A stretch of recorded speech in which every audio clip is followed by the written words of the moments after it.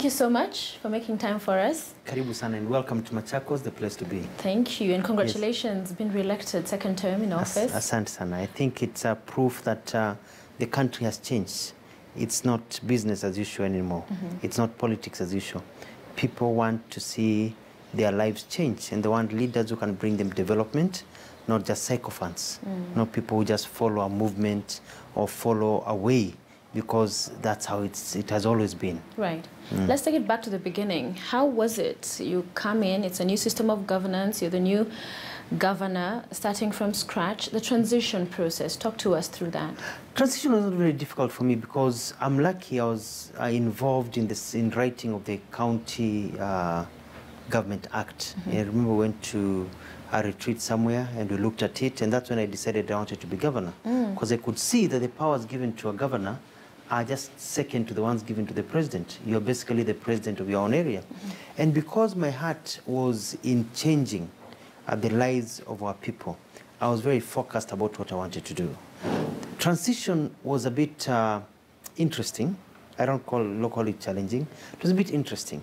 But I knew what kind of animal I was dealing with. After working with Moi Kibaki for nearly 10 years, I knew how the government machinery works. And the Kenyan government machinery is one that tries to slow down everything.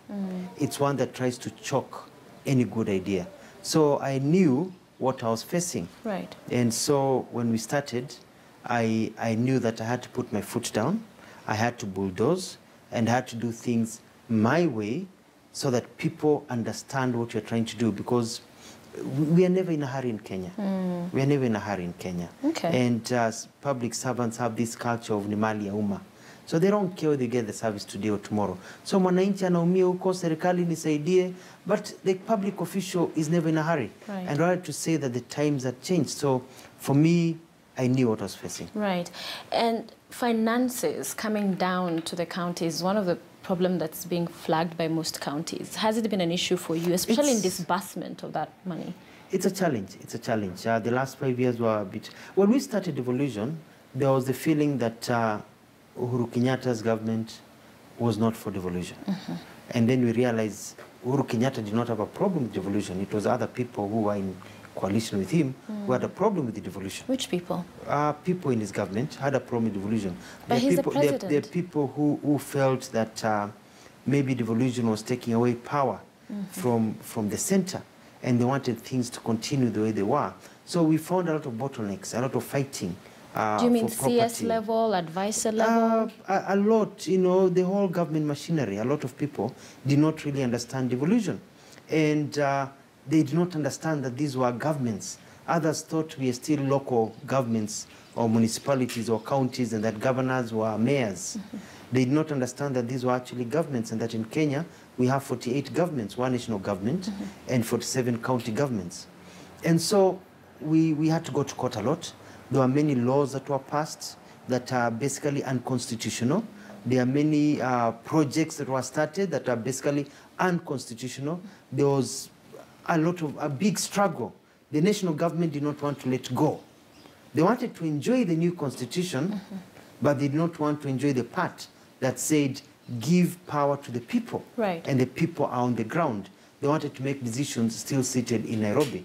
So unakaa Nairobi and you're making decisions of a small road in a small village you've never been, or how much food goes there, or the water program for that small village, which you cannot even pronounce. They wanted that power. But devolution means take the power to the people. Let the people decide what they want to do with their money. Yeah. Disbursement has also been a challenge. Economically, I think we've had a lot of politics that has really reduced the amount of money that we raise. We also have big, ambitious projects, very good infrastructure projects that have gone on. But I am not very happy myself with the rate of disbursement. I think the national government, or the national treasury rather, needs to get its act together. If you say the monies are going to come on the 15th, let them come on the 15th. They never come on the 15th. Okay. They come maybe on the 10th of the following month, on the 30th. So I would rather you say, we'll give you disbursement every 2 months on the 9th, or on the 10th, or the 20th, or the 31st. But if you give a date, let the debt happen regardless of whatever it takes. Yeah. What about the devolved functions? Because you look at agriculture, for instance, it's devolved, but we are facing drought right now. And many of the counties, especially the worst affected, will talk about there's not enough money and funding to agriculture. But can't counties be more creative in the manner in which they engage to ensure we do not see some of these situations that we've been seeing in the past years? I think it's a catch-22 because there's a lot of monies that are left in the national government that are supposed to facilitate projects, for example, irrigation projects. The monies coming to the counties are so small that we spent nearly 50% of our monies just on salaries, another 20-30% on recurrent expenditure, keeping the government running, paying steamer, fuel and others, and very little for development. We don't have the monies to do the big infrastructure programs like irrigation projects that can really facilitate in provision of food. And so some of us have tried to be creative. For example, in Machakos, I bought 40 tractors so that I could increase the amount of land that is being cultivated. Why 40? Because we have 40 wards. So we've been plowing for free of charge and increasing. My thinking was this. If you have an acre, and that acre gives you, under normal circumstances, 10 bags of maize or beans whenever you've got a good time. Now, when there's drought, that piece of land only gives you 5 bags. So you have a shortfall, so you're in trouble. However, if I increase your amount of land to 2 acres, so you get 20. But when there's a problem, you get 10. You go back to what you are getting when things were good. That means you do not suffer as much as you would have suffered. So when I started this subsidy program of free cultivation, and then we also added with giving free seeds to our farmers. These beans, maize, we gave chickpeas, sorghum to our farmers, free seeds to our farmers, so that to ensure they spent their money on other activities, they can grow their food. Subsidized fertilizer. So I was able to do that, and I'm glad that Machakos is not suffering as much as other counties who have not received rain. But you've mentioned about a lot of the money that comes into the counties going to salaries, and that's also a problem at the national government, that 50% of our revenue is going to 2% of the population. So aren't just counties entrenching and worsening a problem? How can we resolve this? Well, it's you know, every morning I wake up, I get messages, and all the messages are telling me, tafadhali, governor nipatie kazi, hata kama ni kufagia kama driver. We've got massive unemployment in this country. And government has been an employer for a long time. We've got all these people who are working. You remember when there was the IMF World Bank experiment of laying off our parents when they were told to get the kickback, the golden handshake. You know what happened? People went from workers to being very, very poor people because of that. So it's a catch-22. Should I get rid of all these people and render them into poverty? Or because one person who is being employed... But you render them into poverty today and create employment for more people, yeah, but then you're still adding to the wage bill. So the idea is we are in a transition period. We need these people to work. And if these people work, the challenge is not the wage bill. The challenge is the potential of the people. If my estimation is that only 20% of our national public servants really put on their work. If we move that figure to 60%, you will see the economy growing, which will create more jobs, which will create more money, such that in the totality, the wage bill will come down. So you support government employing more?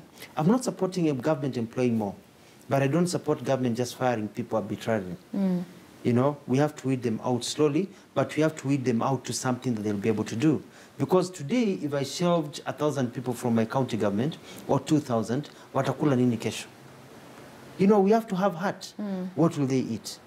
So we need them to work, that they grow the economy, so when they get out, they're in an economy that is grown, they can do business, they can do agriculture, they can continue. There is the normal, and you look at the number of people who are looking for employment in this country are very, very many young people, some of them without experience and those challenges. So it's a very, very complex matter. We have stopped further hiring unless it is necessary. And then we want people to get, you know, the normal attrition, people getting out. But the wage bills are growing. Why? The doctors go on strike. they're given a big pay raise. Yeah. That adds another 100 million to my already bloated wage bill. The nurses go on strike, they're given. You know, everybody goes. So you find that I start with a small wage bill. I have not added any more people, but all these strikes have increased the wage bill. Now the amount of money going to development has reduced because now all these courts are telling us you need to pay these people this amount of money. And you have had an experience in this county with the healthcare workers in terms of them putting their tools down. What do you think is the solution when you have healthcare devolved? At the beginning, we had the health workers resisting the same, saying they'd rather still have the same managed at the national level. And then with the CBA agreements, most of which are negotiated at the national level, but then you have to deal. So I think it's that resistance I was talking about. People need to realize now, you know, the problem with some of we've got very good health workers. I have excellent doctors and nurses in Machakos. But we went through a period where some did not want to be supervised locally. Why? Because wanakuja wanaeka koti wanaenda kwa kliniki yao.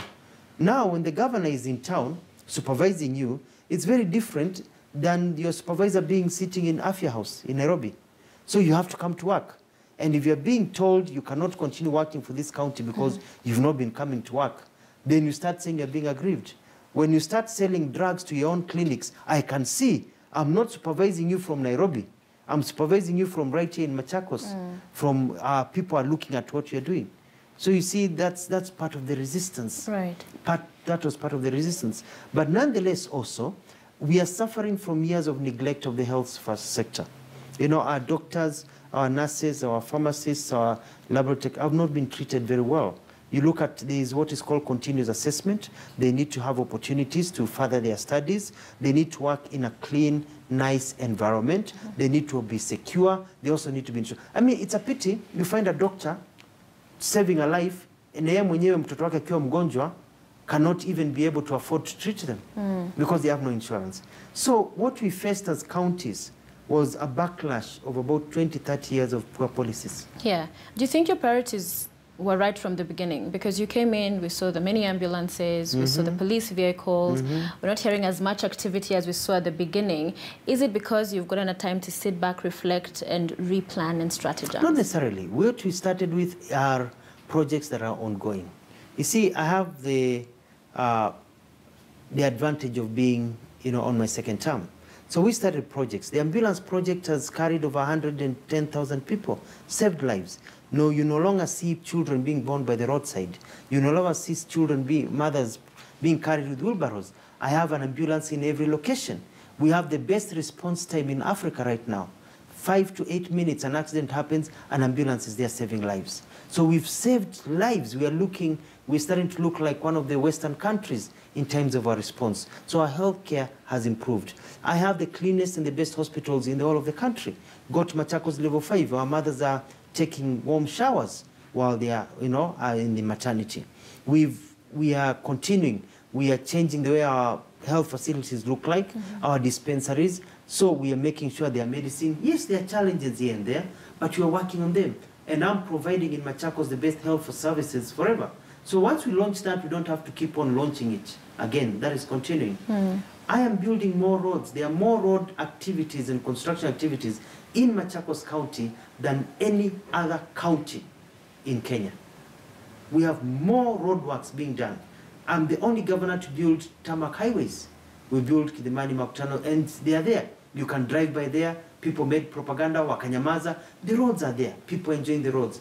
I have massive construction of highways continuing.